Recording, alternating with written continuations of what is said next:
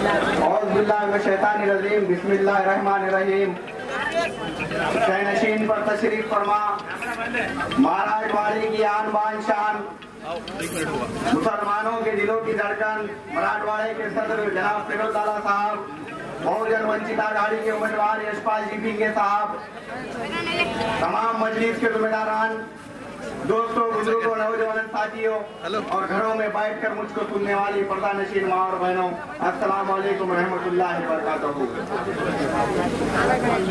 आज का ये दौर इंतखाबी दौर है। हम और आप बखूबी जानते हैं कि पिछले 25-30 साल से हमने कांग्रेस को मदद की, हमने बीजेपी को मदद की, हमने शिवसेना को मदद की, लेकिन इन सब ने मिलकर हमको सिर्फ नुकसान पहुंचाने का काम किया है। आज दोस्तों, मुसलमानों के पास असदुद्दीन अवैसी साहब ने और प्रकाश अंबेडकर साहब ने ये ऑप्शन दिया है, बहुजन वंचित आघाड़ी के रूप में उसको कामयाब बनाकर हमको हमारे हुकूक को हासिल करना होगा।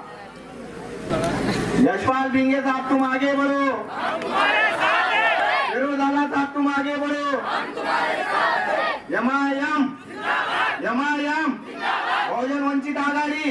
ये जो दौर है इंतखाबी दौर है दोस्तों, बुजुर्गों, नौजवान साथियों, हमने आज तक देखा कि जब कभी भी मुसलमानों के हुकूक की बात आती है, जब कभी भी मुसलमानों को पार्लियामेंट में, लोकसभा में जाने की बात आती है, तो यही अशोक राव जी चौहान साहब को वो बात खटक जाती है और वो उनको इनकोर करने का काम करते हैं। आपको मैं बताना चाहूंगा, पिछले 25 साल से मुसलमानों पर जुल्म करने वाला, पिछले 25 सालों से मुसलमानों को दहशतवादी बोलने वाला, पिछले 25 सालों से मुसलमानों को इग्नोर करने वाला, संगी सोच रखने वाला सुभाष वानखेड़े, अशोक राव चौहान को चलता, लेकिन 25 साल से मुसलमानों की बात करने वाला, 25 साल से मुसलमानों के हुकूक की बात करने वाला, 25 साल से मुसलमानों के हुकूक दिलाने की बात करने वाला असदुद्दीन अवैसी नहीं चलता। तो मेरा सवाल ये है, क्रिमिनल कौन है और सेकुलर कौन है, ये हमको और आपको आज समझने की जरूरत है दोस्तों।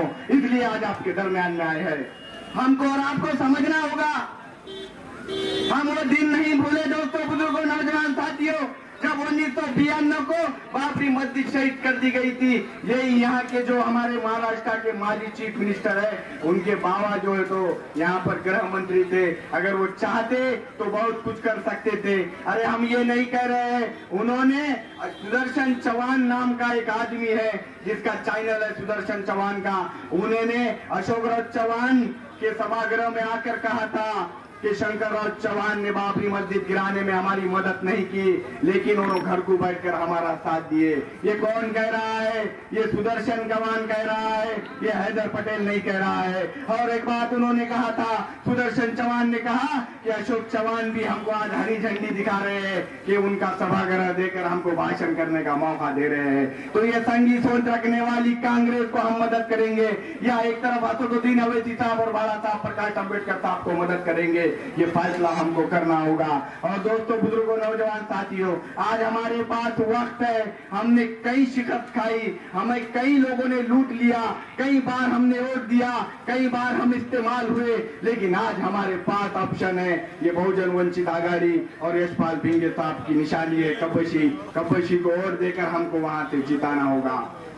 अगर मैं बोलता चलूं तो अशोक राव जी चौहान साहब मुसलमानों के रहनुमा कहते हैं, मुसलमानों की क़यादत करने वाले कहते हैं। मेरा सवाल है उनसे, मोहसिन शेख को मार दिया गया साहब, आप खामोश रहे। रोहित येमला को मार दिया गया साहब, आप खामोश रहे। शरीयत में मदाखलत हो रही थी साहब, आप खामोश रहे।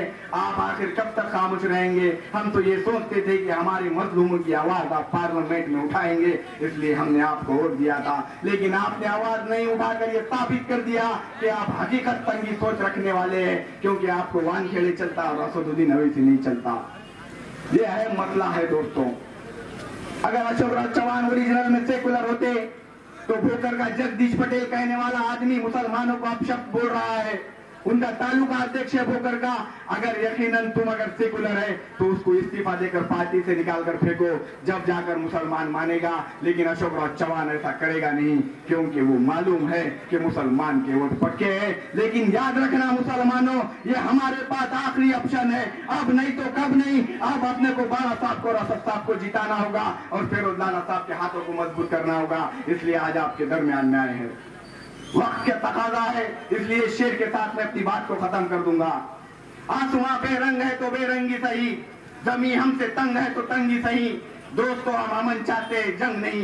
अगर कांग्रेस जंग चाहती है तो खुदा की कसम जंग ही सही है।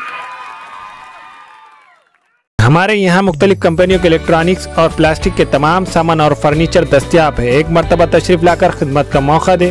प्रोपराइटर हाफिज मजहरुल्लाह बेग, अदर Baig, Al Barkat home appliances, furniture and electronics, tyre board, Deglur Naka, Nanded.